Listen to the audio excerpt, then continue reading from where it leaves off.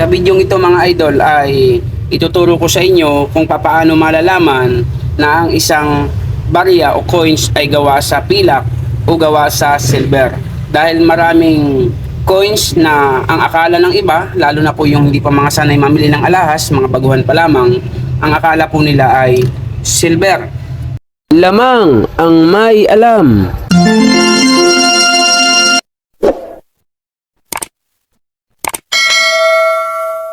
Coins na ito ay wala namang tatak kasi marami pong coins na kahit po silver ay walang tatak tulad na lamang po nito.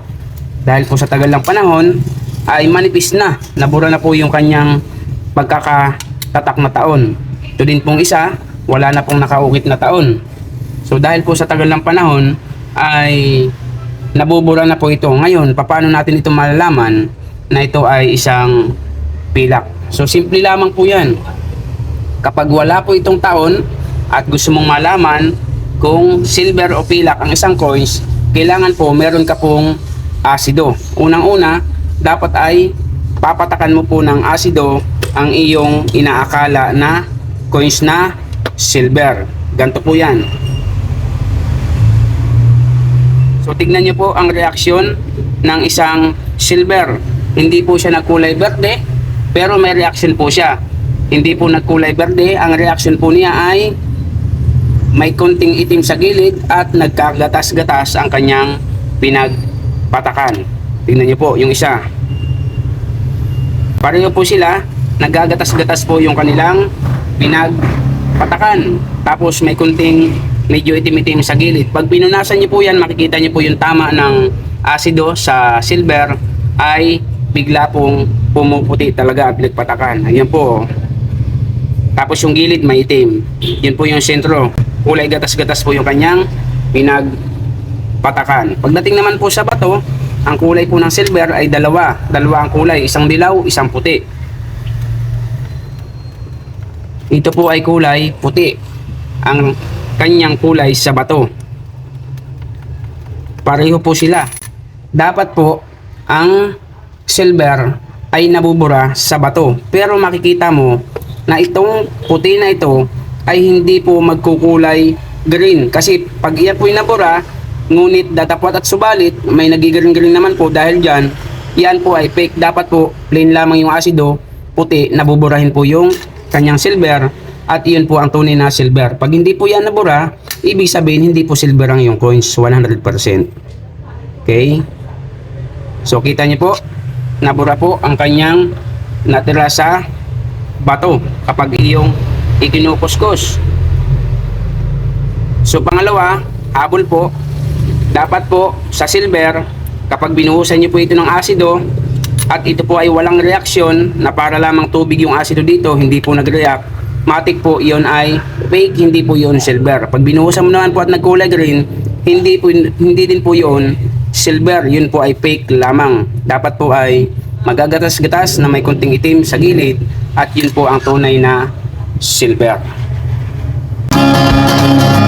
Mayroon akong itatanong sa inyo, sa inyong lahat na nakikinig ng awit ko. Nais nyo ba na kayo ay matuto sa usapang alahas, pilak at ginto? Kung nais nyo na kayo ay matuto, buksan nyo ang YouTube channel ko. More than treasures, more than treasures, more than treasures ang aking pangalan. More than treasures, more than treasures, more than treasures. Lamang ang may alam. More than treasures, more than treasures, more than treasures ang aking pangalan. More than treasures, more than treasures, more than treasures. Lamang ang may alam. Lamang ang may alam.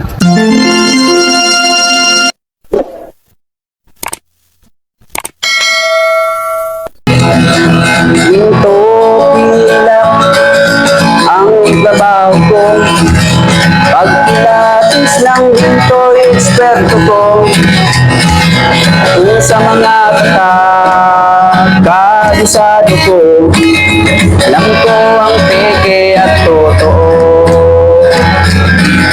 Ako ay isang masayang ng ginto. Alam ko ang tunay at totoo.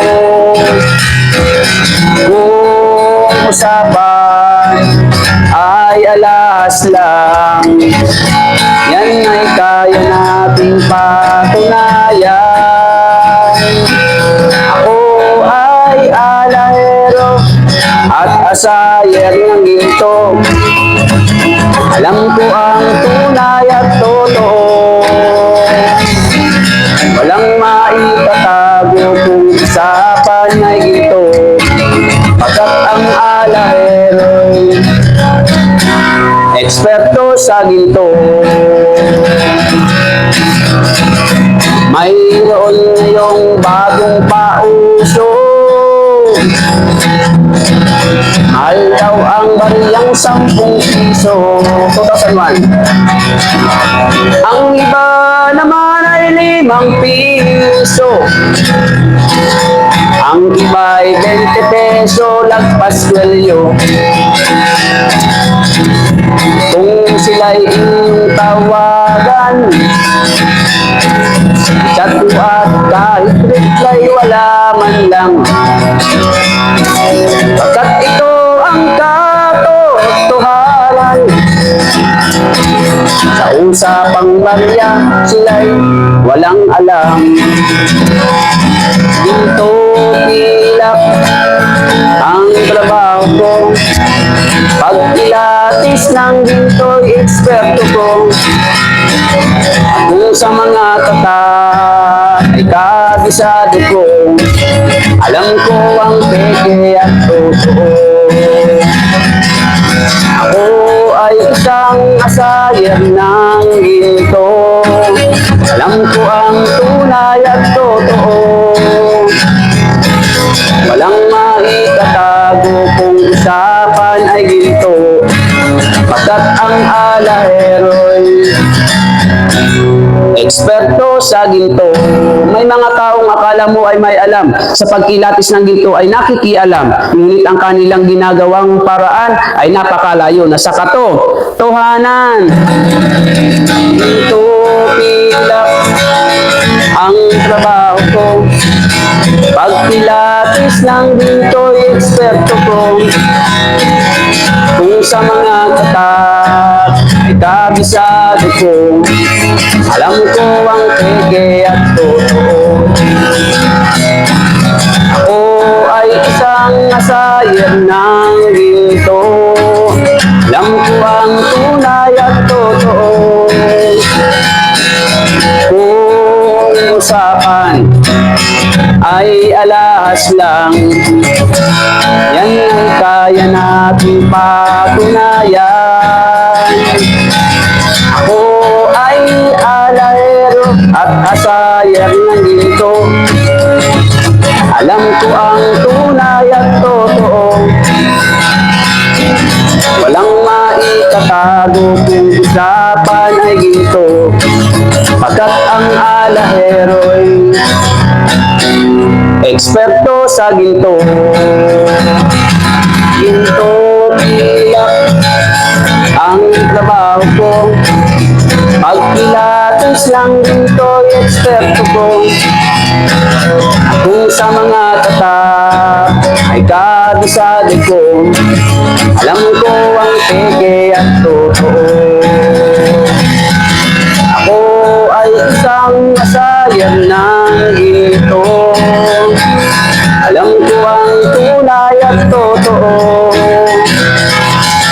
Walang maitatago kung usapan ay ginto.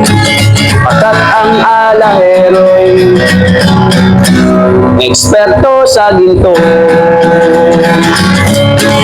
Pagkat ang alahero'y eksperto sa ginto.